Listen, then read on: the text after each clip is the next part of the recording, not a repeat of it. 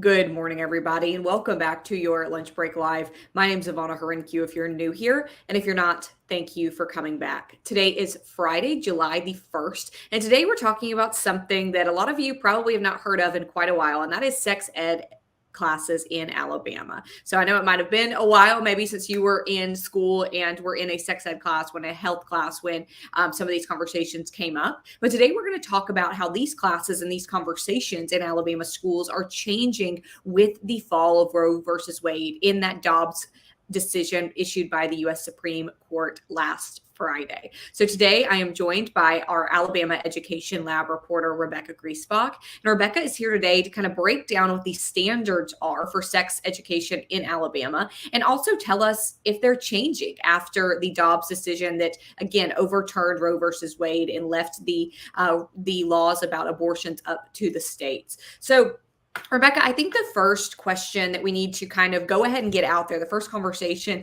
is, what is sex education like in Alabama schools?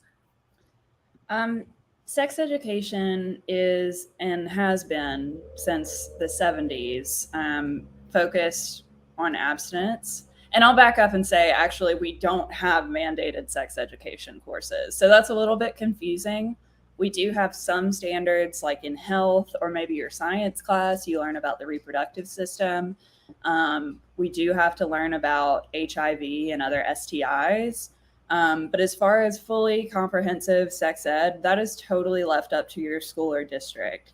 You can decide to do whatever you want to do with that. But if you do, it has to focus on abstinence and stress that abstinence is the only safe way to prevent unwanted or unintentional pregnancy and sexually transmitted infections. And also, there aren't any stipulations in our sex ed law that say that the information that public schools in Alabama teach about sex have to be medically accurate or even culturally competent. It wasn't until 2021, actually, that we removed language from our sex ed law that said that homosexual activity was a crime. So it's kind of a mix. It's kind of a patchwork across the state. There are a few requirements that we do have about basic things like preventing sexually transmitted infections. But other than that, there really aren't many guardrails to providing, a medically accurate curriculum. One thing I want to kind of back up that you said that I think bears repeating, and that is that these conversations in these sex ed conversations, whether again it's in a health class, whether what type of class it's in, or if it's in a science class, these conversations do not have to be medically accurate. That is an alarming statement, or it should be an alarming statement to many parents right now. Yeah, and Alabama isn't the only state where this is the case. There are lots of states across the nation that either lack comprehensive sex ed requirements or have stipulations in their sex ed laws that say that they don't have to be medically accurate. So it is more than just an Alabama issue. It is a nationwide issue. It varies state to state, and in Alabama, it varies district to district. Well, and that's a good point. So we can't really answer that with the comprehensive sex education classes that we have, because there isn't a comprehensive curriculum. These are up to the schools, up to the districts. It's local control as to what is taught in sex ed, and also what is taught in sex ed, if it is taught just at all. That is a whole separate conversation here, Rebecca. But you quoted an official in your article that we're going to link here. Is what this official said was it's patchwork across the state. And I think that's a good way to describe it, because you could be getting one type of education in South Alabama and a completely other education just a few counties north in Central Alabama. Right. Yeah. I mean, there's really no way to tell what's going on unless you're actually in the classrooms and you're looking at those materials. We have kind of an idea of what happens in some districts. I've looked at this issue with other laws that have passed in our state to see how sex ed was changing, and I've seen, some examples of, for example, like puberty videos that a district might contract out with a third party provider to give those, or like a company, it's just a YouTube video or something that they show, but there aren't any like uniform standards or packaged curriculum or anything like that that's authorized by the state to use. So it's probably an understatement then to say that Roe versus Wade was not required to be mentioned in these classes in Alabama. And again, that is that landmark 1973 decision that nationally legalized abortion. Again, last Friday, the U.S. Supreme Court, in a case called Dobbs versus Jackson Women's Health, I believe was the name of the clinic in Mississippi, that decision overturned Roe versus Wade and put the laws regarding abortion back in the hands of these states. In the week since that decision, we have seen several states, including Alabama, have their new laws, or ours in particular in Alabama was a 2019 law, now go into effect that does ban abortion. There are some very few exceptions there. There is not an exception for rape and incest as well. Now, a couple other things you mentioned in this story, Rebecca, that I thought were so interesting is, again, talking about this abstinence only type of program, that if you're going to have sex ed, it must be the abstinence first, abstinence only type of curriculum. Now, you have a quote in here that you say the 1975 state code states that any sex ed material should emphasize that abstinence is the only completely effective protection against pregnancy, STIs, and AIDS, and that abstinence outside of marriage is the, quote, expected social standard for school age children. So let's break that down and let's talk about the school age children part. I think that sometimes people get hung up on school age and they think our young kids. But what about our middle schoolers, our eighth graders, and our high schoolers? Is this paragraph, does that still affect that age group? Yeah, so most of the sex ed, the parts of sex ed that are required do start in middle and high school. And well, in third grade, for example, you might learn about like the life cycle, right, in any kind of organism. But in seventh grade, that's usually when you're going to learn your anatomy. And then usually it's a high school health class where you're going to start to learn about STIs and things like that. Whether that's actually enforced there was a study recently that showed that in reality, about half of middle schools in Alabama are actually teaching those things. So that's another thing to point out as well. But yeah, it is mostly focused at older children and not so much the younger children. Now, there is a law in Alabama regarding child sexual abuse prevention that does require lessons, usually through guidance curriculum, like your guidance counselor will come in and teach you about like unsafe touching and things like that, starting from pretty early on in elementary school through K-12. So that is one part that elementary schoolers might be expected to learn. But as far as, the other parts of sex ed, you probably won't touch that until middle school.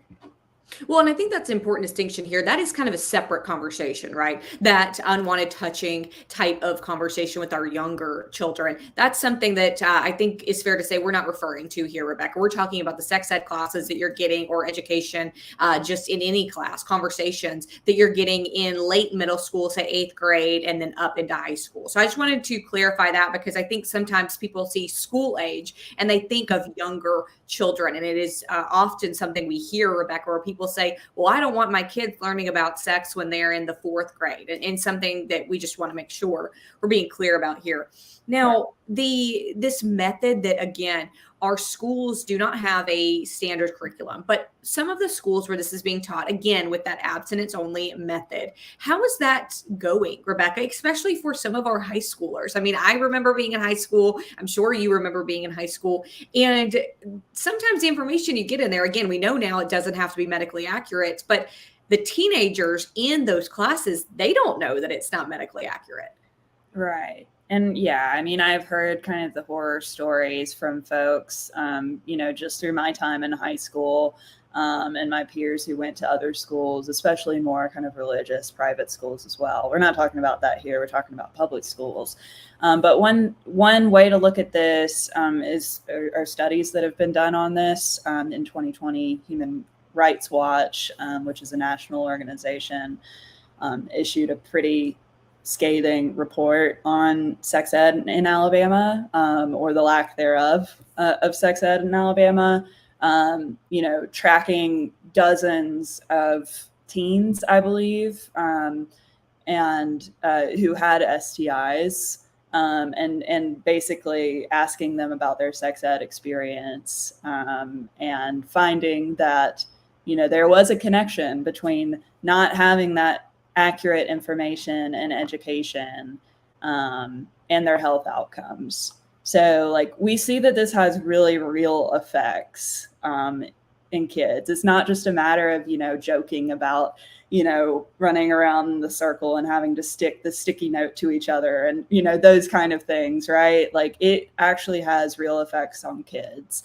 And that's, I think, like, what sometimes, people forget is this isn't just, a matter of like not wanting to learn something that they feel might not be age appropriate, which again, they have to be age appropriate lessons, but it does have real effects.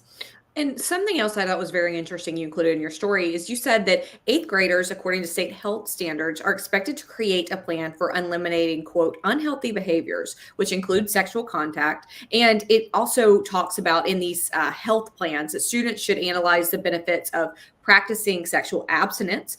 And in that same sentence, though, they do not mention birth control, condoms, any other forms of pregnancy, STD prevention, or abortion. So it seems like in these plans that, according to the state health standards, eighth graders are being told essentially to practice abstinence, but not giving any information, not being taught about other options. Yeah.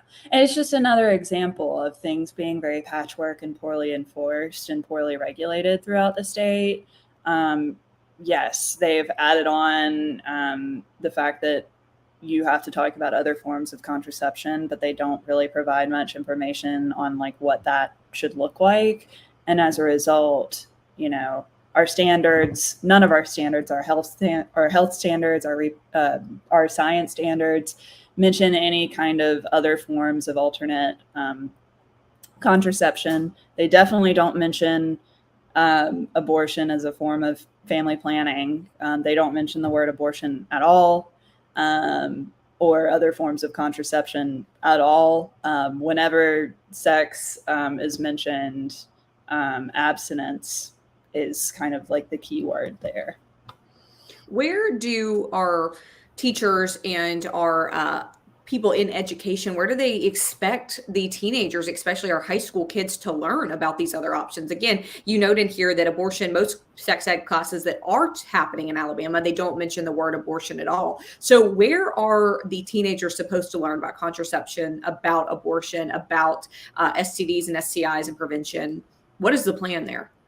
Well, it's kind of the same with everything else that we're not required to teach, in Alabama. You turn to the internet, you turn to your friends, sometimes that information might be more accurate than what you would learn in school, but a lot of the times it's not, or you can get led astray. So yeah, I mean, that's where, at least what I'm hearing, teens are looking to other external, sites and things like that, not in the classroom. What is the next step for this, Rebecca? People who are concerned about this, maybe one way or the other, support this or are concerned about it, want more sex ed, maybe want less sex ed in their kids' classrooms. Where do they go? What is being done about this? And is there anything being done to, say, implement sex ed classes across the state? Yeah, Savannah Trines Fernandez, who also worked on this story with me, she interviewed Christina Clark-Akarmis, who works with an organization that helps provide trainings for schools on how to expand sex ed in a medically accurate way. So they also, provide resources on their website. I can look that up. It's the Alabama Campaign for Adolescent Sexual Health. So that's one of the groups that are kind of leading these efforts throughout the state. You can go to your county health department will likely have educational materials around that, and other kind of clinics, family planning, AIDS, HIV clinics throughout the state should also have that information as well.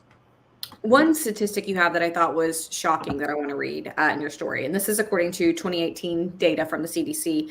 Less than half of Alabama middle schools taught the health consequences of HIV, STDs, and pregnancy, or how to access reliable health information related to those three things as well.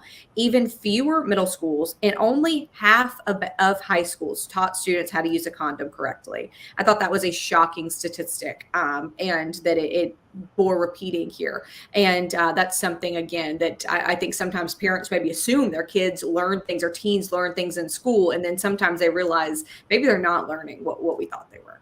Yeah. And these are the bare basics, right? Like, and it just goes to show again, we can say that we require these things in law, but with no way to really enforce them or no regulation there, how many are actually like being taught in the classroom, these things.